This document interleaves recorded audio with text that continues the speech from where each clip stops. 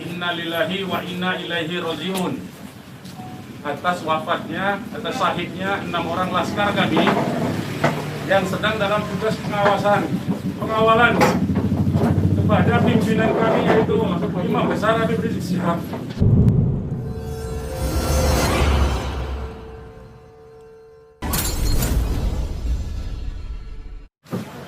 Baik, bismillahirrahmanirrahim. Assalamualaikum warahmatullahi wabarakatuh. Pertama-tama kami DPP FPI mengucapkan innalillahi wa inna ilaihi rajiun atas wafatnya, atas syahidnya 6 orang laskar kami yang sedang dalam tugas pengawalan kepada pimpinan kami, yaitu Imam Besar Habib Rizik Syihab. Semoga ke-6 laskar tersebut diterima syahidnya. Yang kedua, kami sampaikan alhamdulillah Imam Besar kami bersama keluarga dan cucunya alhamdulillah dalam keadaan sehat. Amin. Ya. Dan saat ini sedang dalam pemulihan sebetulnya. Jadi saya di samping kanan saya perkenalkan dulu adalah Kiai Haji Sobri Lubis, adalah Ketua Umum DPP FPI. Di belakangnya adalah Panglima Laskar Pembela Islam Ustadz Maman Suryadi. Di belakang saya Wakil Panglima Laskar Pembela Islam Ustadz Yordan, dan ada pengurus FPI di belakang kita. Jadi pertama-tama saya mau sampaikan bahwa kami sebelum ada pengumuman dari pihak Polda, yang tadi itu pun kita dapatnya dari televisi, sebelum kita mendengarkan pernyataan dari pihak Polda, itu kita masih menganggap ke-6-nya dalam status hilang. Makanya pernyataan kita yang pertama keluar itu adalah pernyataan statusnya masih dalam keadaan hilang, kita sebutkan. Karena itu pernyataan dibuat pagi hari, ya, sebelum kita mendengar kabar bahwa ke-6-nya sudah syahid. Nah, kemudian saya mau jelaskan kronologi backgroundnya dulu, bahwa beberapa hari yang lalu, ya, memang ada beberapa pengintai di Pondok Pesantren Habib Rizik, yaitu hari Jumat, ya. Hari Jumat itu ada beberapa pengintai yang ditugaskan oleh institusi resmi negara. Ya, saya tidak mau sebut. Oleh institusi resmi negara yang ditugaskan mengintai 24 jam. Mereka menggunakan drone dan peralatan canggih lainnya. Dan kemudian ada komunikasi dari laskar yang menjaga Pondok Pesantren Habib Rizik di Megamendung itu dengan para pengintai. Karena kebetulan mereka terjebak dengan cara pengintaian mereka sendiri yang tidak profesional. Ada komunikasi antara laskar penjaga markas Syariah Megamendung dengan para pengintai. Ya. Ada 3 orang yang berhasil dikomunikasikan dan kita mendapatkan semua data-datanya. Ya, data-datanya kita dapatkan semua, identitasnya kita dapatkan semua, dan ternyata pengintaian itu bukan cuma terjadi di Megamendung, di lokasi Pondok Pesantren Habib Rizik, tetapi juga di Petamburan sini. Posisinya di sebelah sana, ya, posisi para pengintai. Ada foto-fotonya kita dapatkan. Kemudian juga di Sentul yang sempat dilakukan aksi demonstrasi. Artinya yang saya mau sampaikan di sini, Habib Rizik sejak kepulangannya memang diintai 24 jam. Ada 30 orang. Masih di Sentul, 10 orang di Megamendung. Jadi kita sudah tahu sebetulnya. Ya, kita sudah tahu. Nah, setelah proses hari Jumat itu, beliau bersama keluarga meninggalkan tempat istirahat beliau, tempat pemulihan beliau yang tadinya di Megamendung, beliau pindah ke Sentul, ya, pindah ke Sentul. Kemudian Ahad, ya, malam, yaitu hari Minggu pukul 22.30, artinya lebih sekitar setengah 11-an ya, setengah 11 sampai jam 11 malam, beliau meninggalkan lokasi dari Sentul untuk menuju ke tempat pengajian keluarga inti. Saya mau sebutkan, pengajian subuh, ya, pengajian subuh keluarga inti. Jadi tidak melibatkan pihak mana-mana pun juga. Dengan 4 mobil keluarga. Di dalam mobil ada istri beliau, ada anak dan ada menantu. Artinya ada perempuan di dalam mobil itu. Dan ada cucu beliau.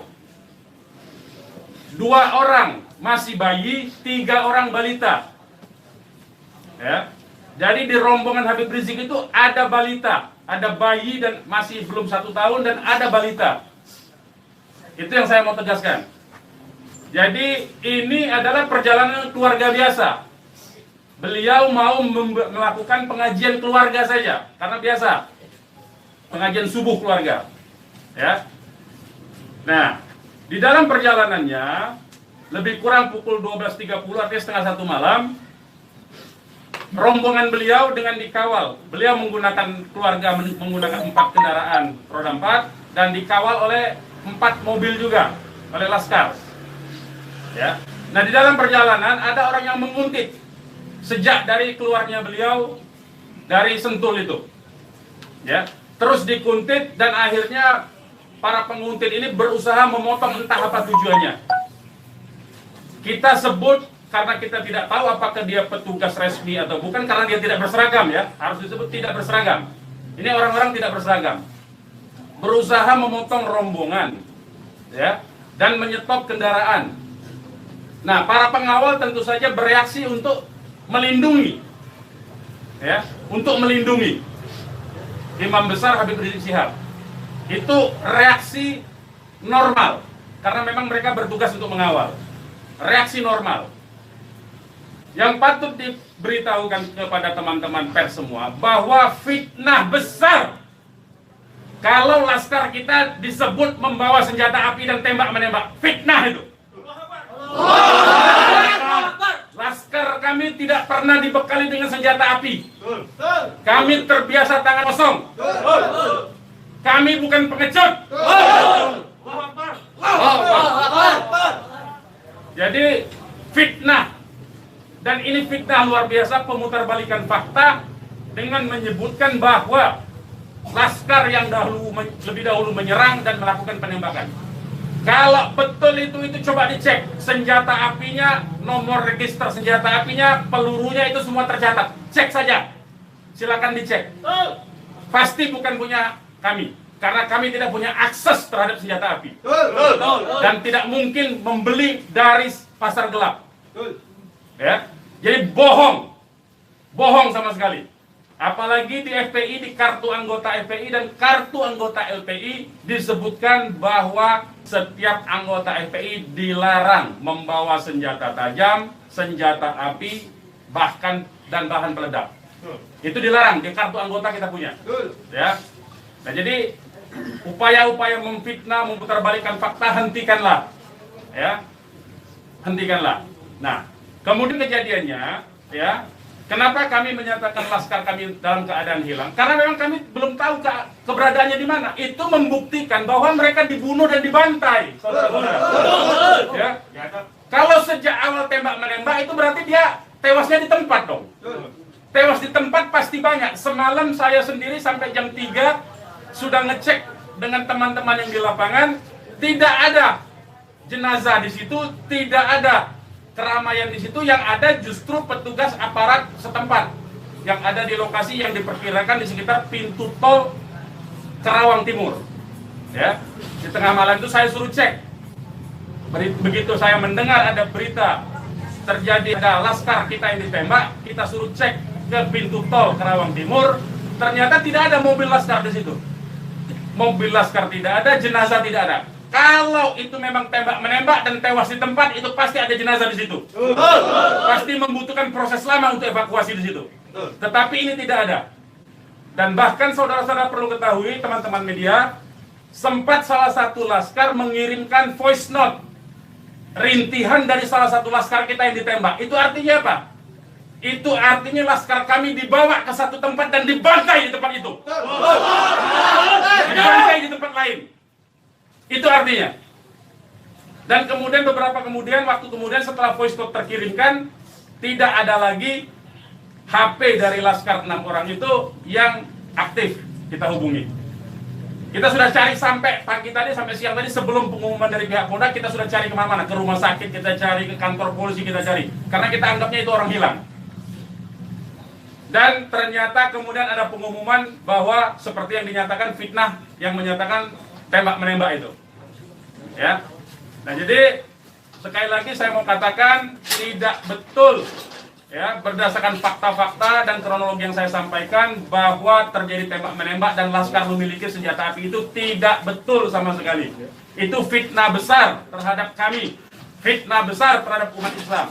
Kami anggap itu upaya memutarbalikkan fakta yang tidak pada tempatnya. Saudara-saudara harus diperhatikan, ini 6 orang ya, 6 orang wafat dibantai, keluarganya ada 1 di dalam, ya, ibunya ada 1 di dalam, ada 1 orang tuanya laki-laki sedang sholat di masjid, ya.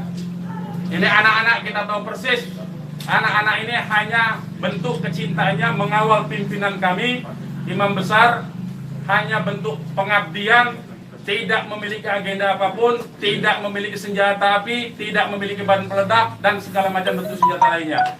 Dari kami, saya kira itu. Ketua Umum silakan kalau ada yang mau menyampaikan. Silakan. Bang, ya. Untuk pengecekan CCTV di lokasi sudah dipinta? Belum kita lakukan, karena kita ini masih sibuk sampai dengan siang tadi sebelum ada pengumuman dari pihak Polda, kita masih sibuk memastikan keberadaan 6 orang tersebut. Ya, jadi kita belum mengecek kemanapun, kita masih menelusuri kemana-mana tempat dari kemungkinan itu dibawa, yaitu apakah rumah sakit, karena kita mendengar ada voice note yang tertembak, kan, rintihan dari salah satu korban yang ditembak, masih sempat didengarkan oleh laskar yang tetap mengawal, ya. Dan kita belum mengetahui itu sampai hari ini, bahkan sampai detik ini kita belum mendapatkan akses terhadap jenazah. Itu yang patut dicatat. Kita tahu bahwa mereka 6 orang laskar ini yang syahid ini adalah wafat, baru tahu dari pengumuman, ya, dari pihak kepolisian. Jadi itu yang perlu saya sampaikan. Tapi posisi 6 ini di mana sekarang Bang, udah diketahui? Sampai hari ini saya belum tahu. Kita belum mendapatkan informasi. Ini menunjukkan bahwa bukti konkret bahwa jenazah ini dalam kontrol dan kendali penuh, artinya kan. Kalau memang itu tembak menembak biasa, tentu itu ada di masyarakat lain. Tentu masyarakat sudah sibuk, sudah ramai di situ. Ini sampai sekarang ini kami tidak mendapatkan akses di mana keberadaan jenazahnya, ya, kondisi lukanya di mana tembak menembak, berapa lubang pelurunya, kami tidak tahu. Hanya satu-satunya sumber informasi baru bahwa dinyatakan bahwa tewas. Ya. Bang, untuk yang 4 orang Bang, penjelasan yang Bapak